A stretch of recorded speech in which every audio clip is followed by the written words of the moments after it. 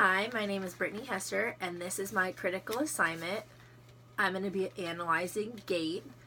So we're going to start with early childhood first. So in early childhood, each step tends to be independent of the next.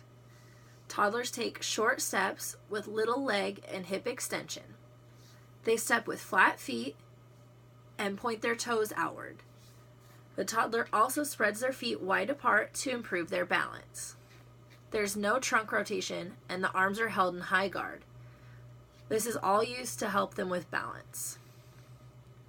As development continues, the toddler's arms will drop to high guard and then later to low guard. When arms finally do begin to swing, it's unequal and irregular. There are many rate limiters that affect early walking abilities. Infants are born with the ability to walk and move their legs in an alternative pattern as soon as they are born, but will not walk for at least 7 months. There's several constraints that must develop before walking is possible. The toddler must be able to move alternately and must be able to support his own weight and balance on one leg. So they have to be able to move their legs and arms independently of each other, not all at the same time. Thalen, Ulrich, and Jensen suggested that infants must have trunk strength and extensor muscles to allow them to stay upright. One of the biggest issues that children would have when learning to walk is if they have some kind of developmental disability, such as Down syndrome. Children with Down syndrome often experience delays in motor development, which causes delays in walking. And now we're going to move on to childhood. By age 4, most children have the skills needed to walk advancedly. Adolf provided us with a list of developmental milestones in a paper called What Changes in Infant Walking and Why. So, by 13.8 months, children will exhibit pelvic rotation. By 16.3 months, they develop knee flexion by mid-support. At 17 months, they exhibit foot contact in a trunk-wide base. By 18 months, synchronous arm swings and heel, then forefoot strike. From 1 to 2.5 years of age, the length of time for which one foot supports body weight while the other is forward increases. So when they are in all these stages, they're going to start with their wide base, and then as they become better at balancing, their muscles become stronger, and their joints are able to flex more, they increase their walking and can hold themselves up for longer periods of time. Stride length increases due to the fuller rate of motion at the hips, knees, and ankles.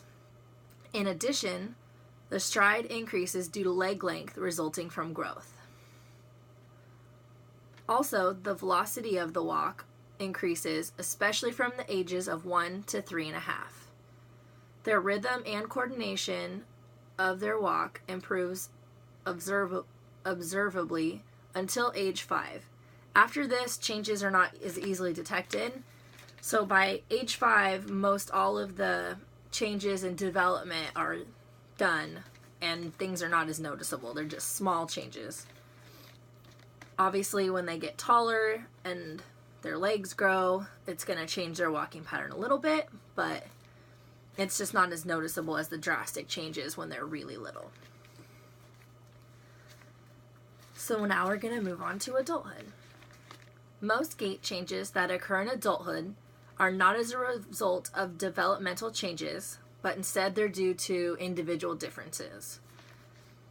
So, for example, weight gain or changes in strength or balance, injury, or gait training would be what would change their walking pattern. So they're done growing, they're done developing typically by adulthood. So that's not going to change their walking pattern. Their walking pattern is just going to be changed by environment or issues that they have with their body. Due to these changes, we can't predict any specific developmental trends for adults. Everybody gains weight differently and, works out, is stronger or less strong, so it's very subjective to the person. So now we move into older adulthood. Most changes during older adulthood are as a result of environment or individual constraints as well. Older men walk in patterns similar to younger men, except for a few changes. So their step length is approximately 3 centimeters shorter. Their toe out is about 3 degrees more than that of a younger man. They had a reduced degree of ankle flexion, and their pelvic rotation was diminished. The same case was for older women as well. Other than these factors, the walking patterns were pretty similar.